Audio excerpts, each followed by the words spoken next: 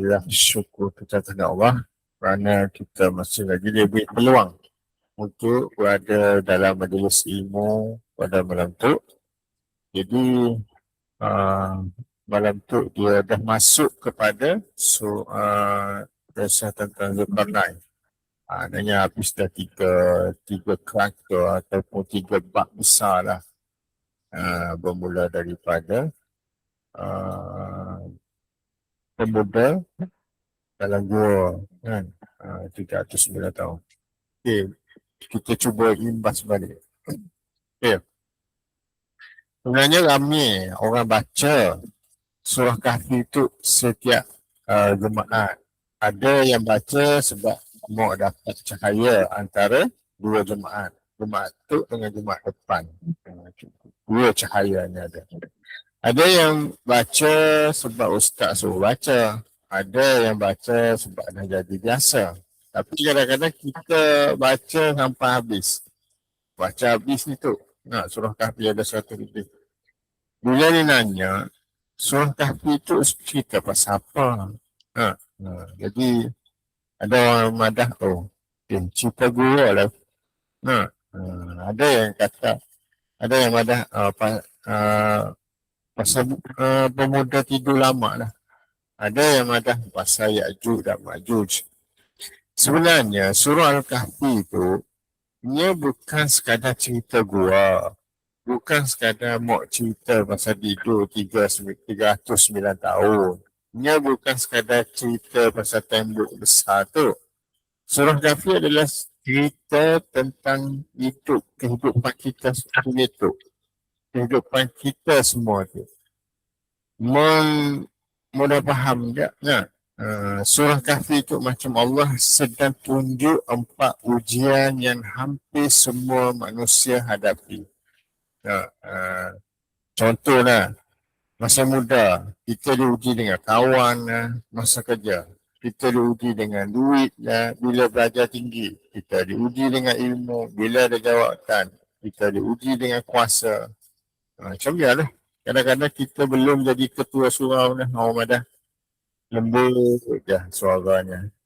Bila dah jadi pengurusi surau dah, suara pun dah berubah. Dulu sihat tuan-tuan, sihat puan-puan, kini tu ambil pengurusi. Lain. Rupanya bukan jawatan tu yang berubah, manusia tu yang berubah sebenarnya. Jadi surah Kahfi itu dia cerita tentang kita. Allah bawa kita melihat, kita menanggar kisah pemuda Kahfi, iaitu ujian agama. Mau ikut Allah ataupun mau ikut orangnya. Itulah yang berlaku pada pemuda tu. Mau ikut Allah ke mau ikut orang ramai. Orang ramai semua syirik. Si beriman dengan Allah. Kadang-kadang bukan senang mau pegang agama. Semuanya semua orang polah salah. Kita seorang nak polah betul. Jadi rasa pelik.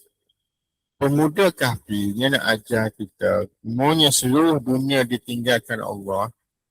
Jangan kita ikut tinggalkan Allah juga. Semua orang sik mau Tuhan. Jadi kita ikut. Mau tinggal dah Tuhan. Habislah. Habislah dunia tu. Jadi itulah yang nak diajar oleh pemuda Kahfi tu. Tu dia tidur sampai 309 tahun tu jalan ceritanya. Maknanya orang boleh terfikir. Bukannya nak cerita pasal gua tu. Tapi ada ilmu di situ. Jadi secara ringkasnya macam dia lah. Lepas tu dia pergi cerita pada kisah 2 kebun. Ujian dengan harta di situ. Ini kerangka yang kedua, 4 besar lah dalam surah Kahfi. Iaitu ujian harta yang tu lulus. Yang tu ramai yang lulus masa miskin. Bila kaya jadi gagal. Itulah yang jadi dulu masa orang dulu, orang tua menanggar masa motornya kecil. Rajin ke masjid bila dah naik Alphard. Makin susah mau ke masjid. Jadi itulah yang jadi bukan kereta yang salah, tapi hati tu yang dah berubah. Itulah contoh. Nah, jadi dia terus kepada kerangka yang ketiga. Kerangka besar dia dalam surah Kahfi itu kisah Nabi Musa yang Nabi Khadir yang minggu lepas lah. Itu dinamakan dengan ujian ataupun fitnah ilmu.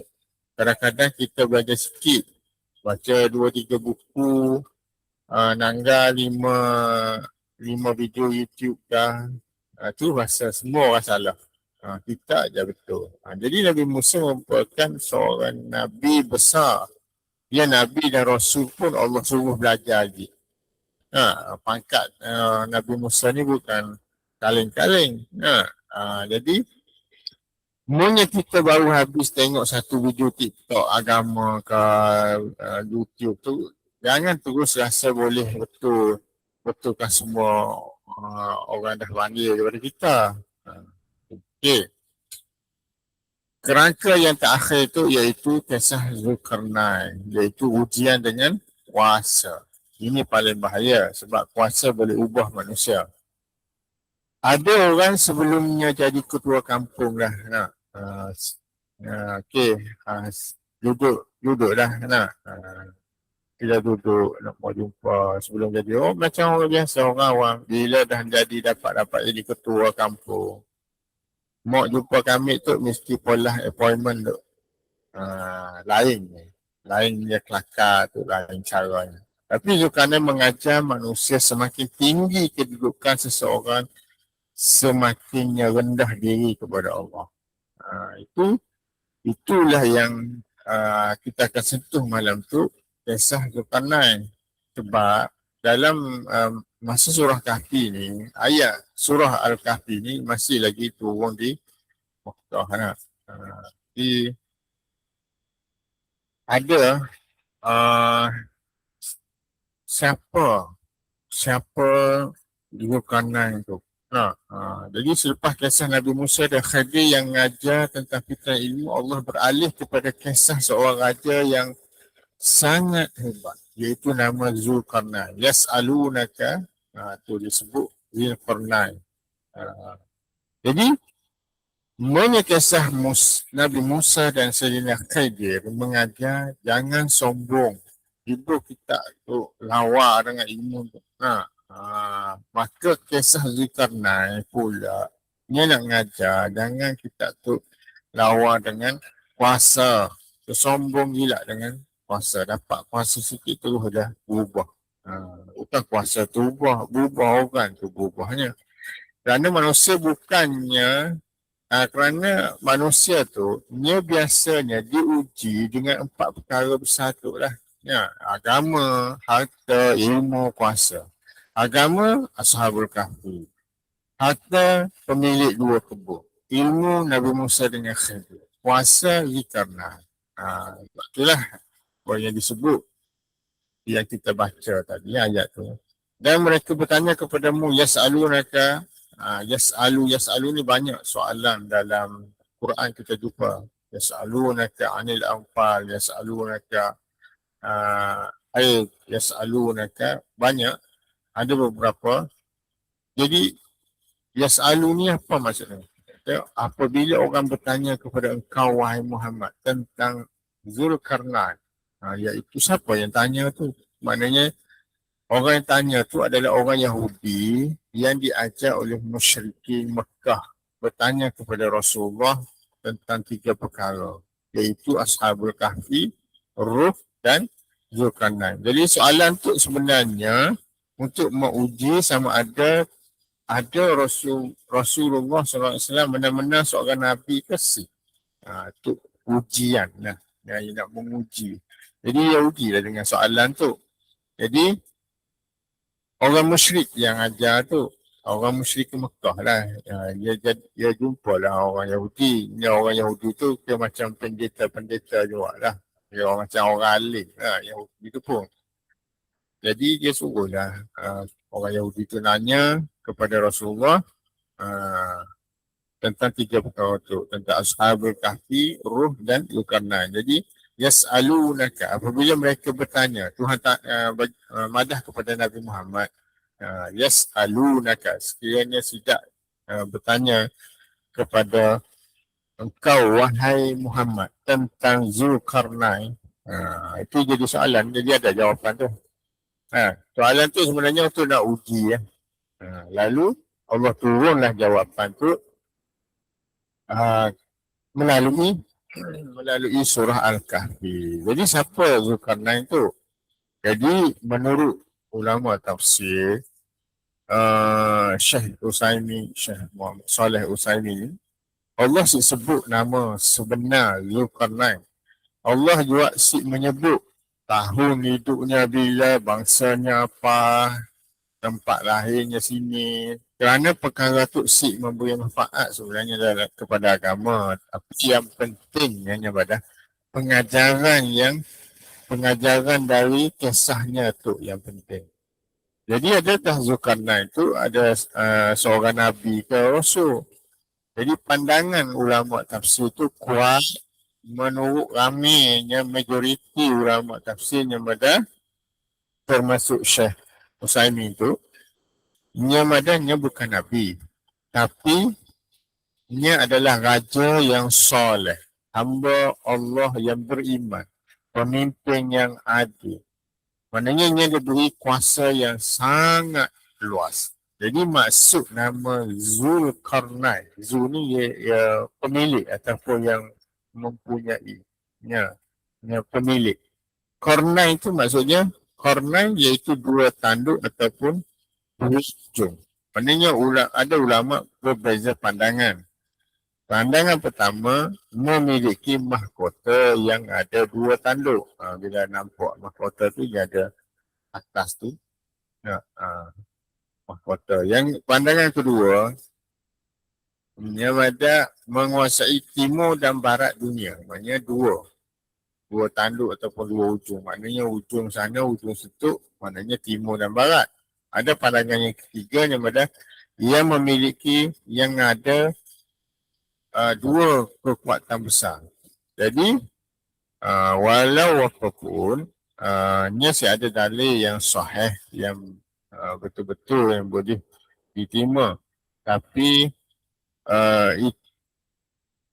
ia menentukan maksud sebenar lah. Maknanya saya ada pun dalil ataupun bukti yang sahih untuk nak tentukan apa maksud sebenarnya Zulkarnain. Jadi ada pandangan, takdilah tiga pandangan tu. Ia lebih menanggar kepada kuasa. Ada kuasa. Kuasa tu lah yang nak tunjuk situ adalah untuk kita langgar kepada kebijaksanaannya, keadilan dan kekuasaannya. Okay, maknanya tiga tujuan perjalanan, iaitu dari segi sejarah kita nak faham sebab turunnya dan hakikat siapa identiti Zulkarnain sebagai pemimpin yang soleh tadi, yang beriman. Maknanya dia ada tiga merentasi perjalanan dari ke barat, timur dan antara dua gunung. Dia ada tiga perjalanan dia. Yang ketiga kita nak ambil apa dari segi yang kita dapat. Maknanya kita dapat dari pengajaran lah, daripada Zulkarnain. Okay, ini sebenarnya adalah ujian. Jadi pendeta Yahudi lah yang cabar musyrikin Mekah untuk nak uji. Pendeta, orang alim Yahudi lah yang cabar musyrikin Mekah untuk nak uji Rasulullah dengan tiga soalan yang susah. Hanya diketahui oleh seorang Nabi yang sebenar. Maknanya pendeta Yahudi pun bukan kata orang biasa-biasa. Dia orang ada ilmu juga. Maknanya orang sebelum Nabi Muhammad tu, dia ada Nabi-Nabi sebelumnya. Jadi dia ada lah. Dia punya kitab-kitab tu dia dah tahu dah. Jadi dia nak test lah. Tu, benar ke Rasulullah ni seorang Nabi yang benar? Yang boleh jawab benda tu, maknanya benar lah. Jadi kisah, jadi tiga kita di situ kita nampak nangga kepada tiga soalan tu. Tadi. Kisah Ashabul Kahfi, iaitu kisah pemuda yang tidur di dalam gua selama ratusan tahun. hakikat rahsia dan tentang ruh. Dan yang ketiga iaitu kisah seorang pengembara agung. Pengembara lah Zulkarnain yang telah sampai ke hujung timur dan hujung barat. Jauh perjalanannya. Inilah nak membuktikan bahawa sebagai bukti sebagai Nabi. Benar-benar Nabi. Jadi kelewatan wahyu selama 15 hari untuk memberi pengajaran bahawa Rasulullah SAW sik berkelakar mengikut hawa nafsu dia, melainkan yang menunggu panduan mutlak daripada Allah. Sampai itu menunggu dulu. Nya sampai wahyu ni nya lewat tu. Sampai 15 hari untuk memberi pengajaran bahawa Rasulullah SAW sik berkelakar mengikut hawa nafsu. Maknanya nya sik boleh jawab suka hati je. Maknanya kena Ramadan teliti sehingga kan wahyu tu turun tu. Barulah boleh madah. Jadi dari situlah yang boleh pengajaran bahawa Rasulullah sik berkelakar mengikut suka hatinya lah. Jadi melainkan yang nunggu dulu panduan yang mutlak daripada Allah, daripada wahyu tu lah. Jadi ayat 83, 84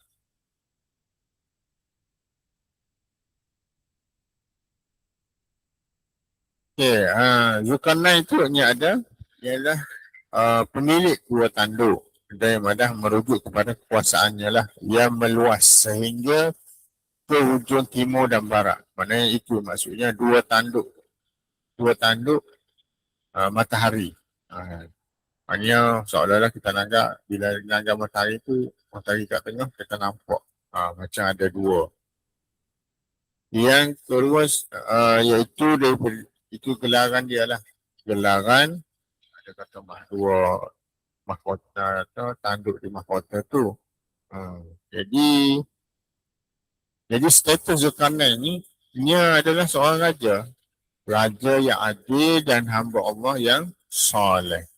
Jadi ulama Syekh Utsaimin tafsir tu menjelaskan dia bukanlah seorang nabi tapi dia seorang yang diberi taufik. Maknanya orang beriman lah.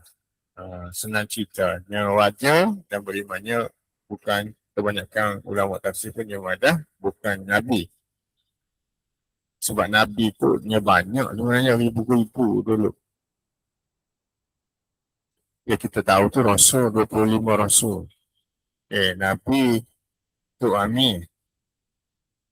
Jadi apa sifat utamanya? Iaitu dia dapat menyatukan kekuasaan duniawi dengan ketundukan mutlak kepada tauhid. Maknanya dia dapat menyatukan kuasa yang ada pada dunia dengan bahawa dia beriman kepada tauhid iaitu Allah. Jadi kisah itu bukan sekadar sejarah lah tapi sebagai ibarat madah buku panduan user manual bagi siapa saja yang diberi tanggungjawab dan kuasa di muka bumi itu. Jadi wa yas'alunaka an Zil Qarnain. Qul sa'atlu alaikum minhu zikra. Dan tidak apabila dan sekiranya tidaknya menanya kepada engkau wahai Muhammad mengenai Zulkarnain, maka kul katakanlah aku akan bacakan kepada kamu wahyu daripada Allah yang menerangkan perihal dan kisahnya. Maknanya di situlah maknanya sampai Nabi tunggu 15 hari, 2 minggu lebih juga. Dia sampai si kelakar menunggu wahyu untuk cina nak jawab. Maknanya dia jawab bukan nak ikut hawa nafsu suka hati. Maka penggunaan saat siu, aku akan bacakannya menegaskan bahawa jawapan itu bukanlah daripada kajian sejarah manusia. Tapi ini adalah wahyu langsung yang direct dari pencipta masa dan sejarah itu sendiri. Kepadanya, ya Allah yang beri terus direct kepada Nabi melalui ilmu. Macam Nabi Khadir pun dia dapat ilmu direct daripada Allah.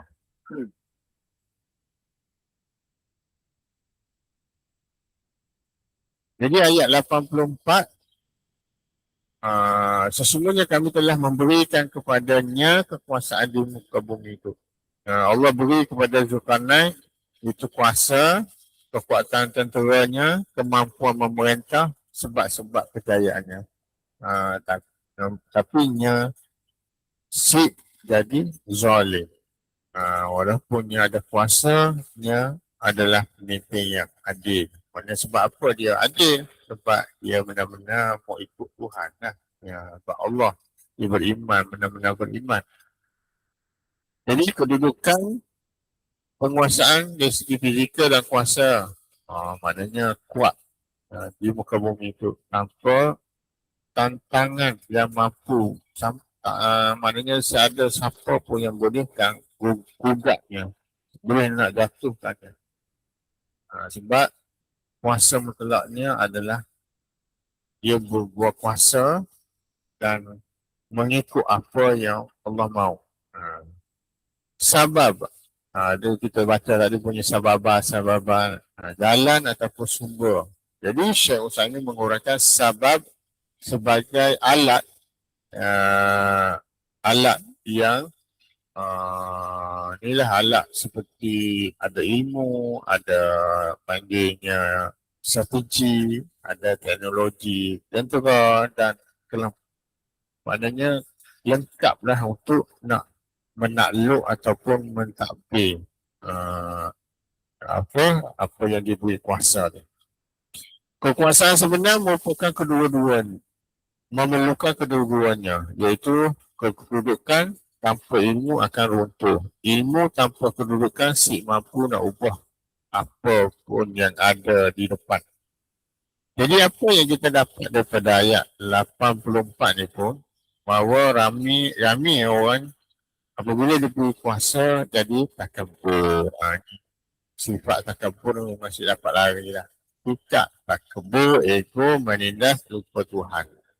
Tapi kerana semakin dekat apabila dia dapat kuasa. Kata Syekh Tafsir itu, kuasa bukan tanda kemuliaan. Yang pentingnya cara tu. Seseorang tu dia menggunakan kuasa, itulah yang menentukan kemuliaannya. Maknanya kuasa tu lah yang dia semakin rasa beriman benar-benar. Walaupun dia ada kuasa kita tu lain, ada kuasa lain yang kelakar, cara tu lain lah. Di ayat 85, nya perjalanan ekspedisinya iaitu yang menuju matahari terbenam. Maknanya matahari terbenam ke barat, naik dari ke timur. Jangan matahari tu dah naik ke barat. Lebihlah kita tu. Allah menceritakan bahawa Zulkarnain mengembara. Dia seorang pengembara dari ke arah barat. Dia sampai ke tempat yang digambarkan. Matahari seolah-olah terbenam dalam air yang hitam. Nampak tu. Gambarannya macam tu lah. Maksudnya, bukan matahari masuk ke dalam air. Mungkin tenangga tepi pantai. Kita nanggal tu nampak macam matahari tu masuk dalam air lah tu. Sebenarnya mau kita pergi tu, ni dia panggil apa? Panggil Fata Morgana lah bahasa horizon. Lebih kurang macam tu lah.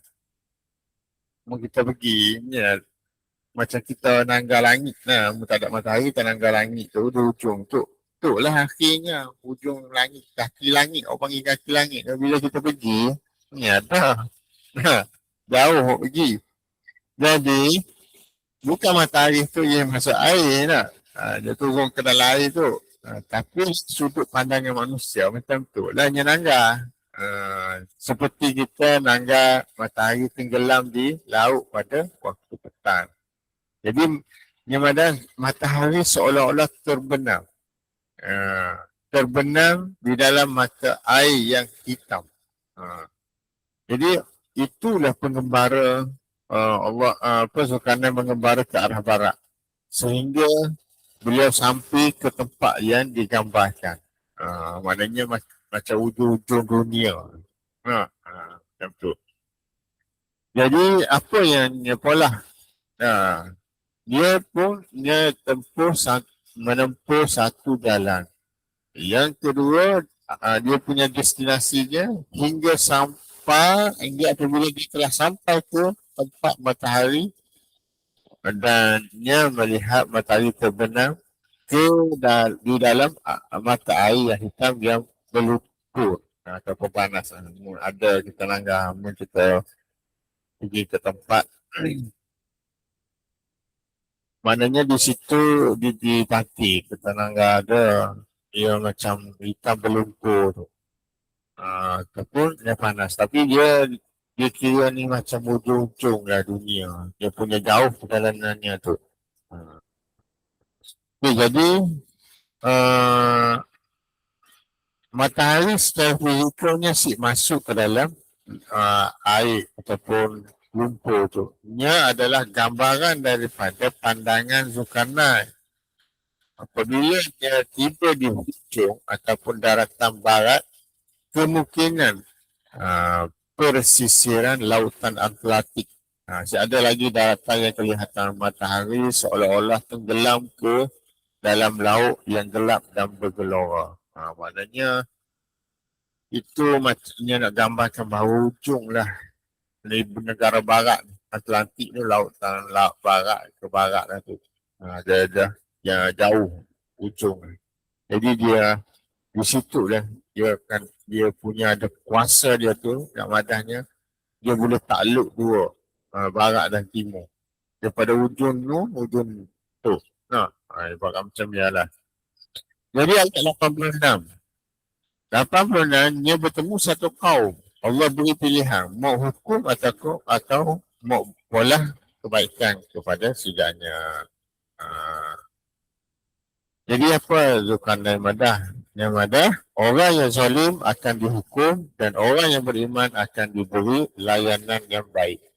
Maknanya, wahai Zulkarnain, engkau boleh menyeksa atau perbuatlah kebaikan seada mereka. Maknanya dia pergi ke hujung tadi, hujung satu tu dia jumpalah satu kaum. Jadi Allah beri pilihan.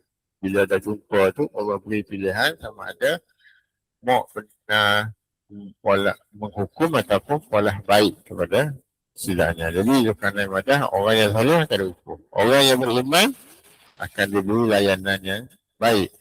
Dilayan dengan baiklah. Jadi itu adalah antara sifat pemimpin benar-benar pemimpin yang Islam. Dia berpegang kepada sebab dia walaupun dia ada kuasa tapi dia masih mengakui dia tu bukan kuasanya, tapi dia mengakui bahawa Allah tu dia mempunyai kuasa yang mutlak. Jadi itu adalah Allah nak cerita di situ antara sifat pemimpin Islam. Bukan semua dihukum, bukan semua dilepaskan, tetapi pentingnya adil lah. Adil.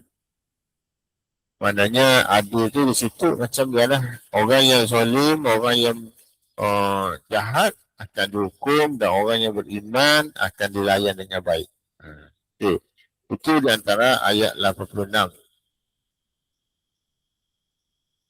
Dan ayat 87, 88, jadi yang penting di situ Allah nak madah bahawa Zulkarnain ni seorang yang adil.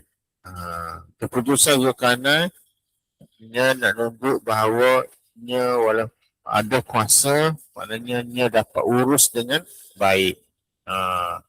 Maknanya dia akan tegas ke atas orang yang zalim. Golongan mereka yang zalim tu ada yang kufur, yang suka bertindas orang.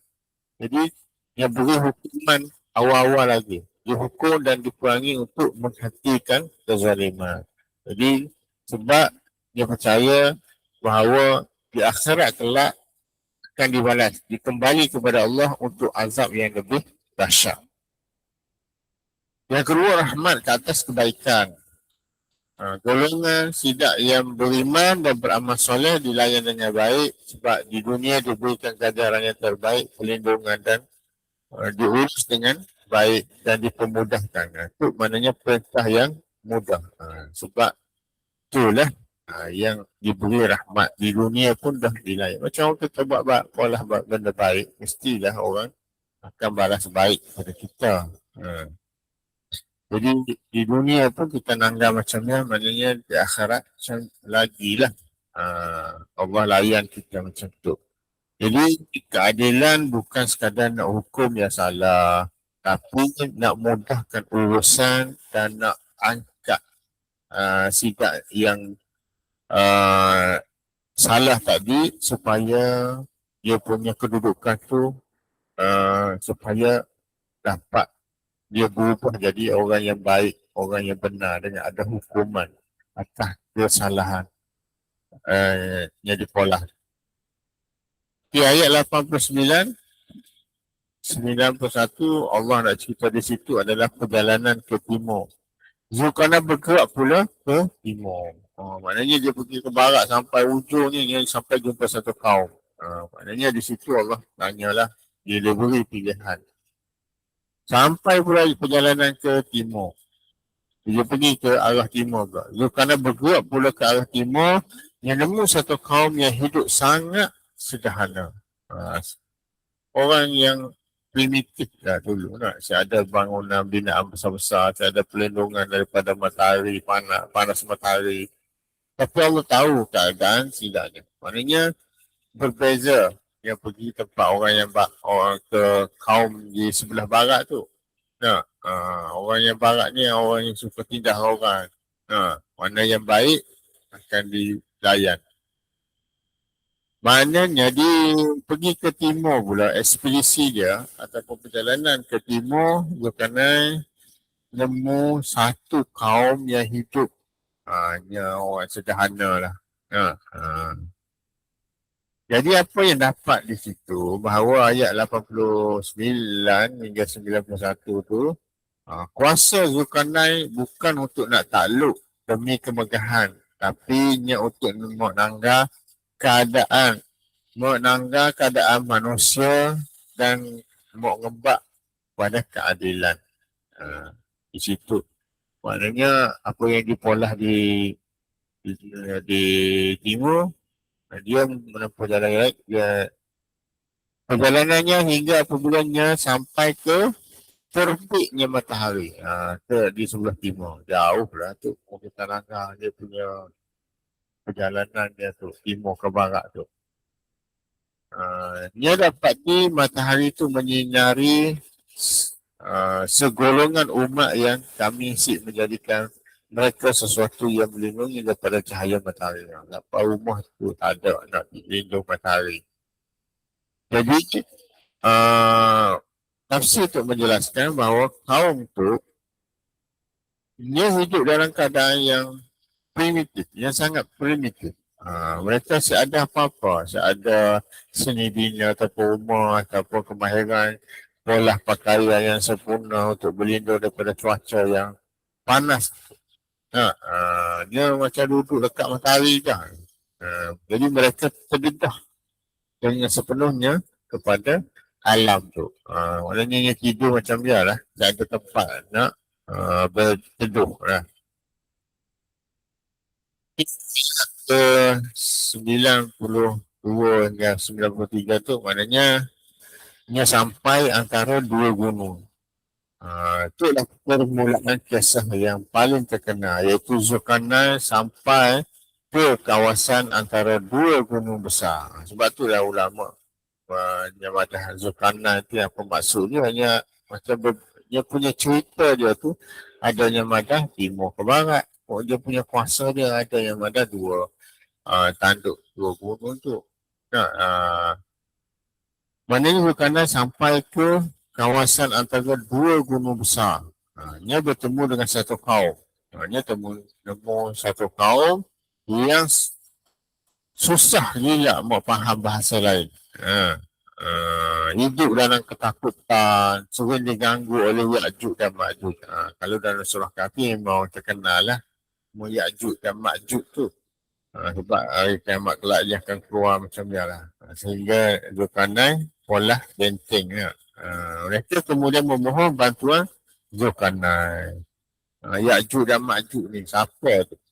Tu kita akan ni lagi lah, kita akan sambung lagi lah. Jadi Ya'juj dan Ma'juj. Jadi mereka mohon bantuan Zulkarnain.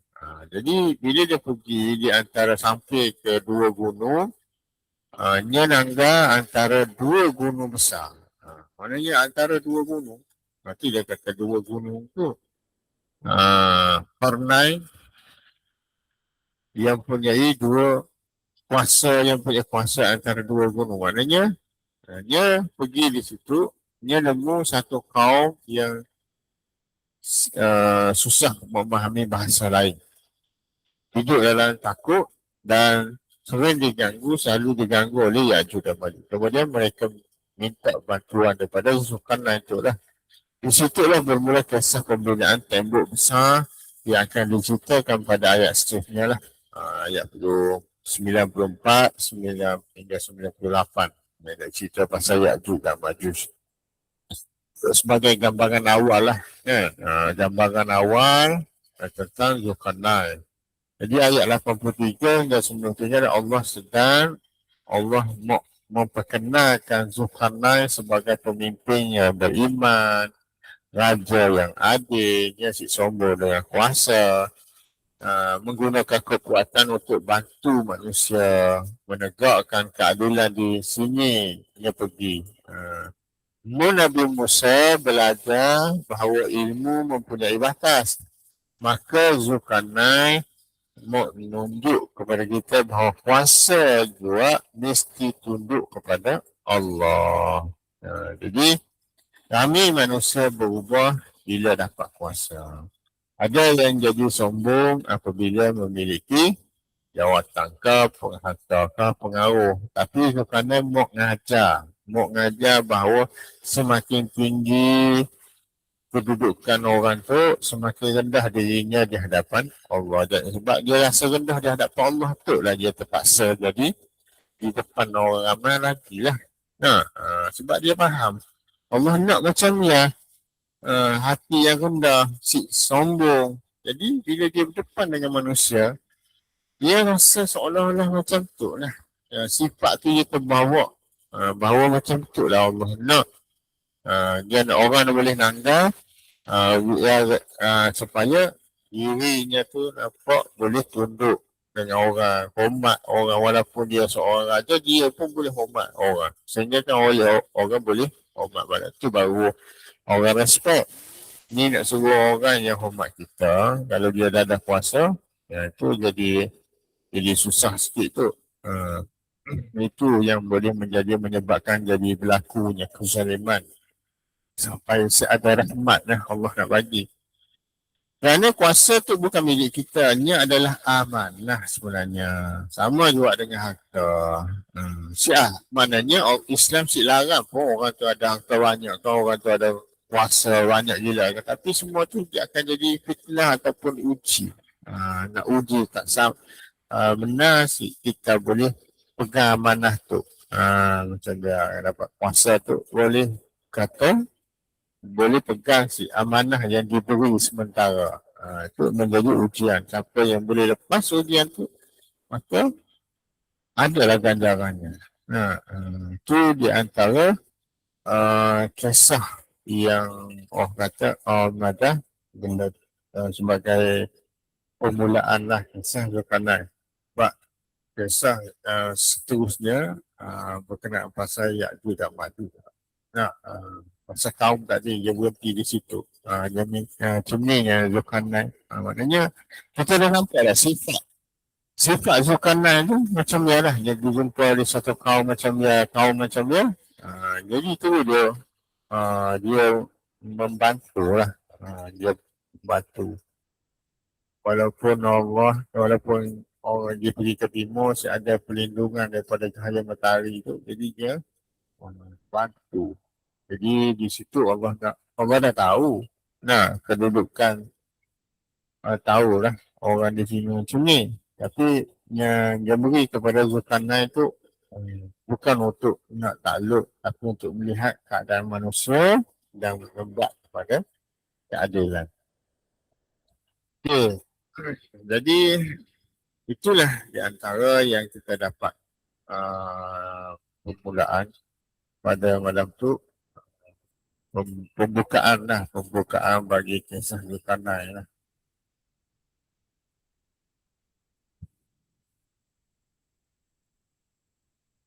Okay.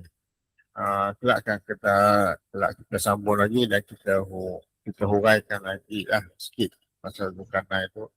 Itulah dia dicerita oleh apa yang dicerita yang Allah nak cerita tentang Zulkarnain. Jadi ingatlah surah Al-Kahfi itu adalah tentang kehidupan manusia kita. Dia sebenarnya bukan nak cerita sikit satu dua tu jalan cerita nak bagi menarik perhatian. Sampai 309 tahun. Jadi semua tu ada pembukaan ilmu. Okey. Ada Ustaz, Dr. Iskandar Zulkarnain. Alexandria. Itu bahasa orang Mak Saleh punya tu lah, dia punya dalam dia yang turun tu dulu bahasa tu nama Iskandar lah. Alexandria lah. Greek, dia panggil Greek, Alexandria. Macam dia lah, itu dalam versi kitab sedaknya lah.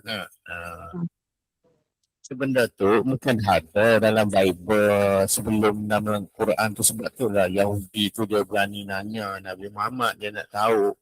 Cuma nyesik beriman dengan Nabi Muhammad ya, sebab banyak bangsa sebelum bahasa Arab sebelum Nabi Muhammad ni banyakkannya adalah nabi-nabi semua adalah bangsa daripada Yahudi. Itu yang sidaknya lebih tahu je sebenarnya. Tapi dia nak uji. Sebab itulah nama versi tu lain sikit, Greek, Alexandria Greek. Macam mana lah. The Great. The Great. The Great. Okay, jadi kelak kita sambung lagi lah. Kita cerita lagi. Surah Kahfi tu ni dah akhir lah. Dia punya Cerita. Sebenarnya Quran ni nak cerita pasal kita sebenarnya. Kita sampai lagi. Yang penting sekali, manusia ego ni susah lah. Ego ni adalah satu kuasa yang iblis dapat. Macam dia lah, iaitu yang jadi cucuk manusia tu. Dia cucuk sampai si mahu beriman kepada Allah. Dia rasa itu yang berlaku pada orang Yahudi. Rasanya ada kelebihan sikit yang ada daripada dia lah, bukan daripada Allah. Dapat si ngaku lagi daripada Allah. Okay, insyaAllah kita sambung lagi. Mudah-mudahan kita dapatlah faham sikit-sikit lah. Rasa banyak dah belajar tu kita tu. Boleh faham tak? Bolehlah sikit-sikit Ustaz. Sikit-sikit. Nampak lah, asal kita nampak je gambaran dia. Maknanya sebenarnya ni dapat beri semangat kita nak baca. Bila kita faham tu, kita nampak sikit tu. Pada dulu kita nampak, kita hanya boleh baca je. Tapi itu bila kita baca kita rasa kita belajar sikit-sikit tu, pokoknya kita nampak lah. Betul Ustaz. Dia barulah semangat tu ada. Barulah ada seiring nak kejar cahaya 2 kali Jumaat. Baru lama-lama tu baca surah Kahfi dah berbelit-belit lagi. Salah Ustaz, insyaAllah. InsyaAllah kita sambung lagi. Bismillahirrahmanirrahim. Alhamdulillah Rabbil Alamin. Wassalatu wassalamu ala ashrafil anbiya wal mursalin wa ala alihi wa sahbihi ajma'in. Alhamdulillah Rabbil Alamin. Wassalatu wassalamu ala ashrafil anbiya wal mursalin wa ala alihi wa sahbihi ajma'in. Ya Allah, kami bersyukur kepada-Mu kerana Kau telah menghimpunkan kami dalam majlis ini untuk Engkau bukakan hati kami untuk mendengar ayat-ayat-Mu dan kisah-kisah yang penuh hikmah dalam surah Al-Kahfi itu. Ya Allah, bagaimana Engkau memelihara Ashabul Kahfi di dalam gua, maka peliharalah iman kami, iman pasangan kami dan iman anak-anak kami dan iman zuriat kami hingga ke akhir hayat. Ya Allah, janganlah Engkau jadikan kami seperti pemilik dua kebun yang tertipu dengan harta dan kemewahan dunia. Kurniakanlah kepada kami hati yang sentiasa bersyukur, hati yang sentiasa merasakan segala nikmat datang daripada-Mu. Ya Allah, sebagaimana Engkau mengajar Nabi Musa tentang luasnya ilmu-Mu, Ya Allah, maka kurniakanlah kepada kami sifat tawaduk. Jauhkanlah kami daripada kesombongan ilmu dan janganlah kami insan. Jadikanlah kami insan yang sentiasa ingin mau belajar dan memperbaiki diri. Ya Allah, sebagaimana Engkau mengurniakan kuasa kepada Zulkarnain, lalu dia menggunakannya untuk menegakkan keadilan, maka jadikanlah kami orang yang adil dalam keluarga kami di tempat di mana-mana tempat dan di mana-mana dalam masyarakat kami, Ya Allah. Ya Allah, ketika kami memahami takdir-Mu, ajarkanlah kami untuk bersabar. Ketika kami diuji dengan kesusahan, ajarlah kami untuk redha. Ketika kami diuji dengan kesenangan, ajarkanlah kami untuk bersyukur. Ketika kami diuji dengan kehilangan, ajarkanlah kami untuk percaya bahawa di sebalik setiap ketentuan-Mu, Ya Allah, ada hikmah yang besar, ada rahsia yang nampak oleh mata kasar kami, Ya Allah. Ya Allah, jangan Engkau palingkan hati kami setelah Engkau berikan petunjuk kepada kami. Kurniakanlah kepada kami rahmat dari sisi-Mu. Sesungguhnya Engkau Maha Pemberi. Ya Allah, ampunilah dosa kedua ibu bapa kami, kasihilah mereka sebagaimana mereka mengasihi kami ketika kecil. Bagi yang masih hidup, panjangkanlah umur mereka dalam ketaatan. Bagi yang telah kembali kepada-Mu, Ya Allah, lapangkanlah kubur mereka, terangilah kubur mereka dan tempatkanlah mereka bersama para salihat. Ya Allah, sembuhkanlah mereka yang sedang sakit. Mudahkanlah urusan mereka yang sedang diuji. Luaskanlah rezeki mereka yang sedang sempit dan kurniakanlah kebahagiaan kepada seluruh kaum muslimin dan muslimat. Ya Allah, jadikanlah Al-Quran untuk penawar hati bagi kami, cahaya dalam kehidupan kami, peneman di kala sunyi dan syafaat buat kami pada hari kami bertemu denganmu kelak, Ya Allah. Ya Allah, akhirlah di kehidupan kami dengan kalimah La ilaha illallah Muhammadur Rasulullah. Dan himpunkanlah kami bersama Nabi SAW, para sahabat, para ulama dan orang yang soleh dan solehat di dalam syurga Firdaus-Mu, Ya Allah, tanpa hisab dan tanpa azab. ربنا آتنا في الدنيا حسنة وفي الآخرة حسنة وقنا عذاب النار وصلى الله على سيدنا محمد وعلى آله وصحبه وسلم والحمد لله رب العالمين تقبل الله. Minna wa minkum taqabbal ya karim. Makasih Ustaz. Assalamualaikum. Waalaikumsalam warahmatullahi Thank you, wabarakatuh. Ustaz. Assalamualaikum. Salam.